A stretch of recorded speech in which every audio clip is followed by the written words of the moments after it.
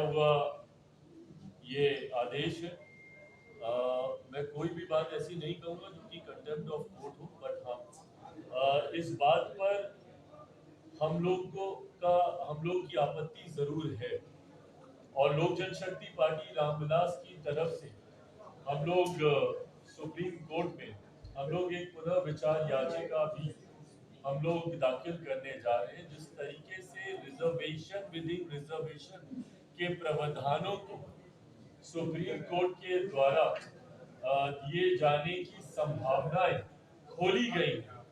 पहली बात तो जब अनुसूचित जाति की बात आती है, इस बात को मैं स्पष्ट कर दूं कि अनुसूचित जाति में ऐसी जातियां हैं, ऐसी कास्ट को शेड्यूल किया गया है संविधान में जिनका आधार अनटचेबिलिटी रहा है। शेड्यूल कास्ट का आधार कतई और कभी भी शैक्षणिक अव्यवस्था नहीं रही, उनका आधार कभी भी आर्थिक नहीं रहा, इसका आधार हमेशा से अनटचेबिलिटी ही रहा है।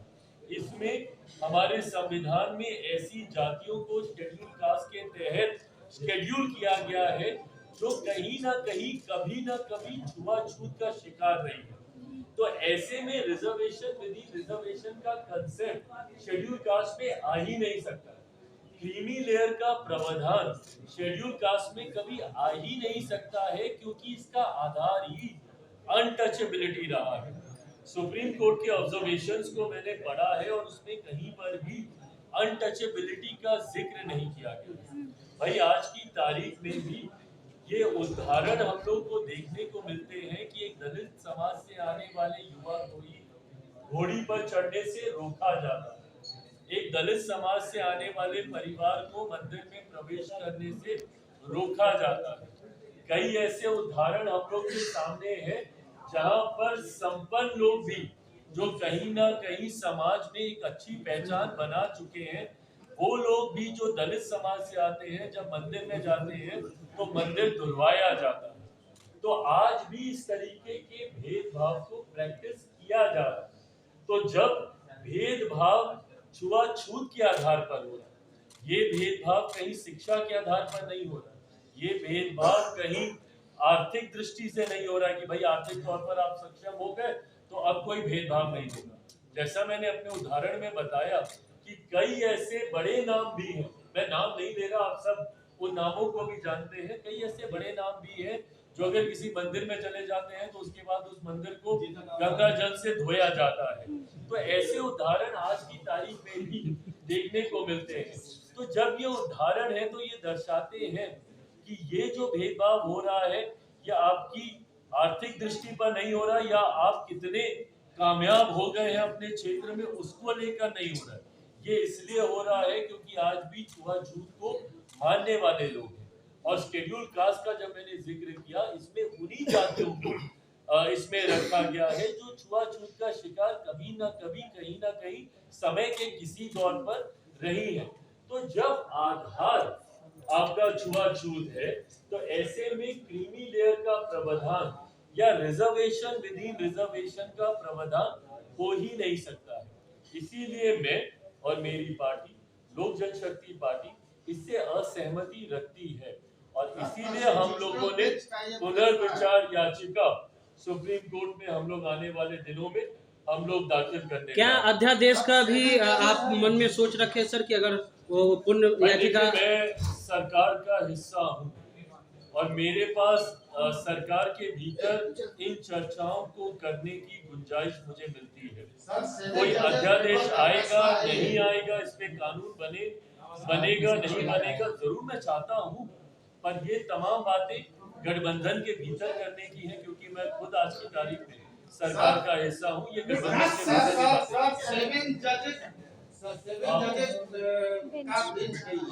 अब इसके बाद आप कहाँ पे कैसे किससे भी है क्या? ये संवैधानिक बेंच है, इनका कहना है। तो ये हम लोग का अधिकार है। हम लोग किसी भी जजमेंट को लेकर पुनर्विचार के लिए कोई भी व्यक्ति हो, कोई भी संगठन हो, कोई भी संस्था हो जो उससे सहमति नहीं रख सकती है, ये एक कानूनी अधिकार है हम लोग के पास। बाबा साहब अम्बेडकर ने इसलिए आरक्षण दिया था जो सदियों से या अभी भी जो भेदभाव, ऊंच नीच, छुआछूत, जो डिस्क्रिमिनेशन जो चल रहा था उसको पाटने के लिए ये आरक्षण है। तो इसको तो आर्थिक तौर पे है, ये आया कहां से मामला? तो ये पूरी तरीके से हम लोग जो है इसके पक्ष में नहीं है वर्गीकरण को लेकर के। ये आर्थिक तौर पे नहीं है। अगर आर्थिक तौर पे ही आपको न्याय दिलाना है तो आप नौकरी दीजिए सबको। क्यों नहीं लेते नौकरी? नौकरी की बात क्यों नहीं करते हो? कितने लैंडलॉर्ड हैं, कितने कम परसेंट, कितना लैंड किसके पास है? सबके पास है। आंकड़ा सबके सामने सार्वजनिक है, डिस्ट्रीब्यूट कर दो। लेकिन आज भी ऐसा देखा गया है, हम लोग देखते हैं कि दलितों की किस तरह से पिटाई की जाती है। जब शादी में घोड़े पे बैठा, घोड़ी पे नहीं बैठने दिया जाता, पूजा पाठ नहीं करने दिया जाता। दलितों और आदिवासियों को तो छोड़ो, अखिलेश यादव जी मंदिर जाते उसको भी धोया जाता है। जीतन राम मांझी यहाँ मंदिर गए तो उसको धोया गया। तो ये जो भेदभाव, ऊंच नीच, छुआछूत, कोई जो है अनुसूचित जाति और जनजाति का मालिक ना बने, उसका वो ना बने। दलित आदिवासी अपना भला स्वयं जानते हैं, अपना निर्णय वो खुद करना जानते हैं। इसलिए हम लोग पूरी तरीके से जो है केंद्र सरकार से हम चाहते हैं कि अध्यादेश ला करके जो विसंगति है उसको दूर किया जाए इस मामले में। और इसमें क्यों नहीं अध्यादेश लाया जा सकता? जब केंद्र सरकार SC/ST एक्ट को लेकर के अध्यादेश ला सकती है तो इस मामले में अध्यादेश क्यों नहीं लाया जा रहा? तो हम लोग तो चाहेंगे कि एनडीए की जो सरकार है इसमें अध्यादेश ला करके विसंगतियों को जो है दूर किया जाए। राहुल गांधी का कहना है कि ईडी की रेड हो सकती है उन पर। राहुल गांधी का कहना है कि उन पर ईडी की रेड हो सकती है।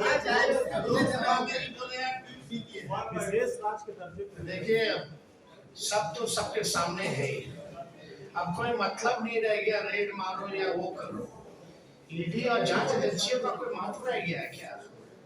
कोई फेयर है ही नहीं। तो इसलिए इस पे ज्यादा हमको टिप्पा टिप्पणी नहीं करना है।